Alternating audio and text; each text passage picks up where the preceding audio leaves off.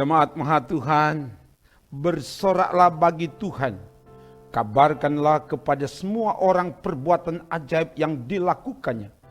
Ceritakanlah melalui kebenaran firman yang menjadi bacaan MTPJ Gemim tanggal 21 sampai 27 Mei 2023 yang dibaca dari Kisah Para Rasul pasal 1 ayat 12 sampai 26. Sebelum membaca dan merenungkan firman ini, mari berdoa. Ya Bapa, singkapkanlah kebenaran firman-Mu, mampukan kami menemukan kehendak-Mu dari bagian firman yang akan kami baca renungkan, serta sanggupkan kami untuk melakukan firman-Mu itu di hidup ini. Ke dalam kuasa-Mu hamba serahkan, dalam nama Tuhan Yesus. Haleluya, amin. Bacaan dari Kisah Para Rasul pasal 1 ayat 12 sampai 26, begini dikatakan. Maka kembalilah rasul-rasul itu ke Yerusalem dari bukit yang disebut Bukit Zaitun, yang hanya seperjalanan sabat jauhnya dari Yerusalem. Setelah mereka tiba di kota, naiklah mereka ke ruang atas, tempat mereka menumpang. Mereka itu ialah Petrus dan Yohanes, Yakobus dan Andreas, Filipus dan Thomas, Bartolomeus dan Matius, Yakobus bin Alfeus dan Simon orang Selot dan Yudas bin Yakobus. Mereka semua bertekun dengan sehati dalam doa bersama-sama dengan beberapa perempuan serta Maria ibu Yesus dan dengan saudara-saudara Yesus. Pada hari-hari itu berdirilah Petrus di tengah-tengah saudara-saudara yang sedang berkumpul itu. Kira-kira 120 orang banyaknya. Lalu berkata, "Hai saudara-saudara, haruslah genap nats kitab suci yang disampaikan Roh Kudus dengan perantaran Daud tentang Yudas, pemimpin orang-orang yang menangkap Yesus itu. Dahulu ia termasuk bilangan kami dan mengambil bagian di dalam pelayanan ini. Yudas ini telah membeli sebidang tanah dengan upah kejahatannya. Lalu ia jatuh tertelungkup dan perutnya terbelah sehingga semua isi perutnya tertumpah keluar. Hal itu diketahui oleh semua penduduk Yerusalem sehingga tanah itu mereka sebut dalam bahasa mereka sendiri Hakal Dama, artinya tanah darah. Sebab ada tertulis dalam kitab Mazmur, biarlah perkemahannya menjadi sunyi, dan biarlah tidak ada penghuni di dalamnya, dan biarlah jabatannya diambil orang lain. Jadi harus ditambahkan kepada kami seorang dari mereka yang senantiasa datang berkumpul dengan kami selama Tuhan Yesus bersama-sama dengan kami, yaitu mulai dari baptisan Yohanes sampai hari Yesus terangkat ke sorga meninggalkan kami untuk menjadi saksi dengan kami tentang kebangkitannya. Lalu mereka mengusulkan 2 orang, Yusuf yang disebut Barsabas dan yang juga bernama Yustus dan Matias. Mereka semua berdoa dan berkata, "Ya Tuhan, Engkaulah yang mengenal hati semua orang. Tunjukkanlah kiranya siapa yang Engkau pilih dari kedua orang ini untuk menerima jabatan pelayanan, yaitu kerasulan yang ditinggalkan Yudas yang telah jatuh ke tempat yang wajar baginya." Lalu mereka membuang undi bagi kedua orang itu, dan yang kena undi adalah Matias, dan dengan demikian ia ditambahkan kepada bilangan ke-11 rasul itu. Demikian firman Tuhan. Jemaat Maha Tuhan, dari Bukit Zaitun, para murid Yesus Kristus setelah mereka menyaksikan peristiwa Yesus terangkat ke sorga, Kisah 1 ayat 9, mereka kembali ke Yerusalem, Kisah 1 ayat 12.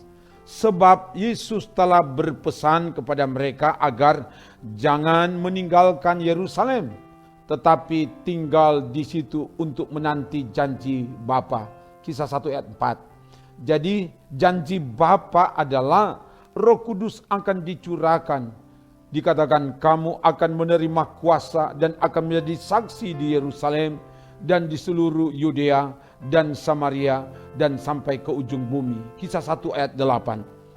Dalam penantian itu para murid tetap bertekun dengan sehati dalam doa. Ayat 14. Kata bertekun dari bahasa Yunani proskatereo, artinya rajin, bersungguh-sungguh, menghabiskan banyak waktu.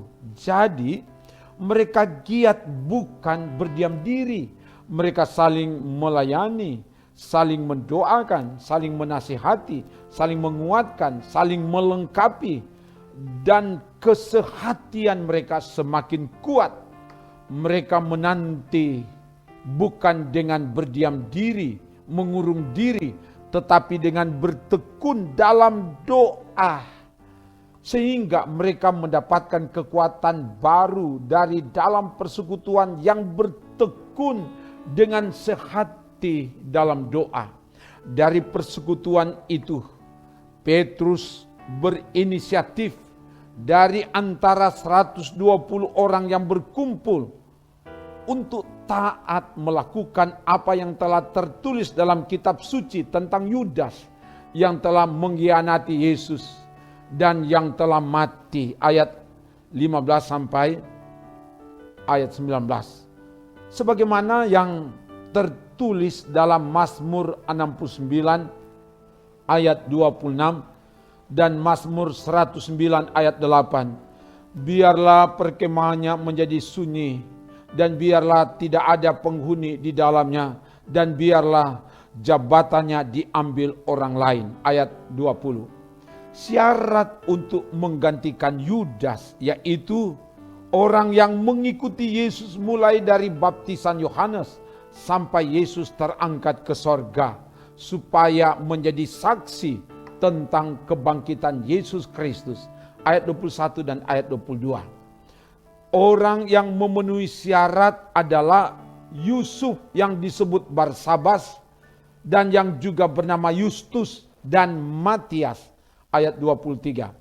Para rasul menyerahkan kedua orang ini kepada Tuhan melalui doa yang sungguh-sungguh. Mereka berdoa, ya Tuhan, Engkaulah yang mengenal hati semua orang.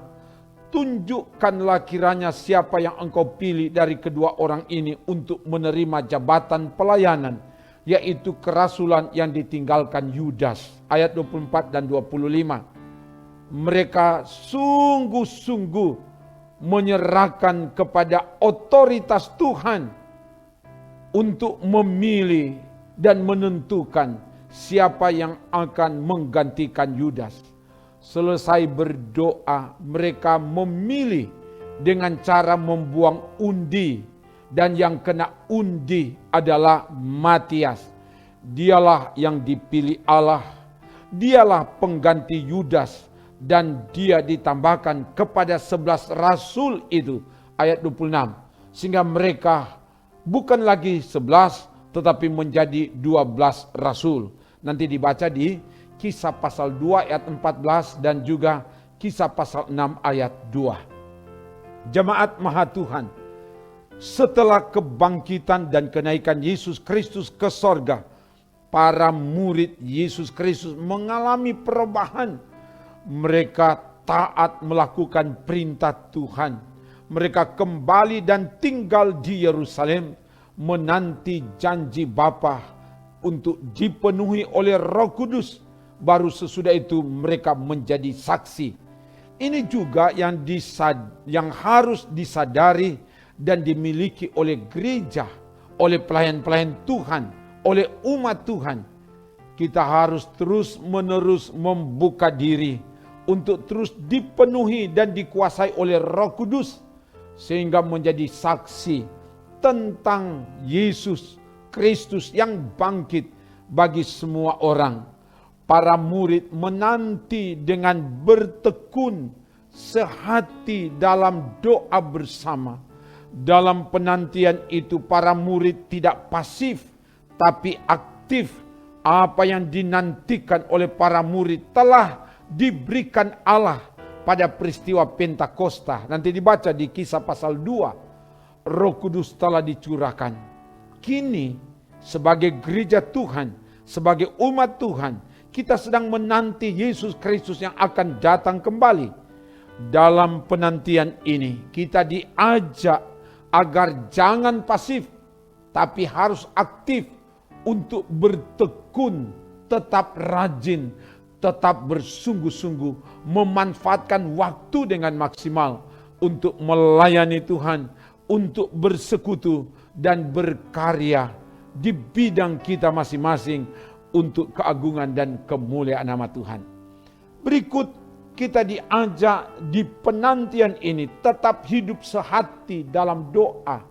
Kita harus memiliki kesehatian, memiliki kesepakatan di dalam doa, sehingga ada kuasa Allah bekerja. Sebab Yesus katakan, jika 2 orang daripadamu di dunia ini sepakat meminta apapun juga, permintaan mereka itu akan dikabulkan oleh Bapakku yang di sorga. Matius 18 ayat 19. Umat diajak untuk sehati, artinya satu hati, mesti sepakat, sependapat dalam doa yang dilakukan dengan tekun secara bersama-sama, maka itu akan menjadi kekuatan, mendatangkan keberhasilan dan kemenangan bagi gereja, dan bahkan juga kemenangan bagi orang percaya dan menghadapi tantangan pergumulan apapun di hidup ini. Yang berikut, dalam memilih, menentukan dan mengambil keputusan haruslah diserahkan kepada Tuhan melalui doa yang sungguh-sungguh, seperti yang dilakukan oleh para rasul dalam memilih pengganti Yudas. Kita harus membuka ruang sebebas-bebasnya dan seluas-luasnya pada peranan kuasa Roh Kudus, supaya semua yang terpilih, semua yang diputuskan, semua yang terjadi bersumber dari Tuhan dan untuk menyaksikan kemahakuasaan Tuhan.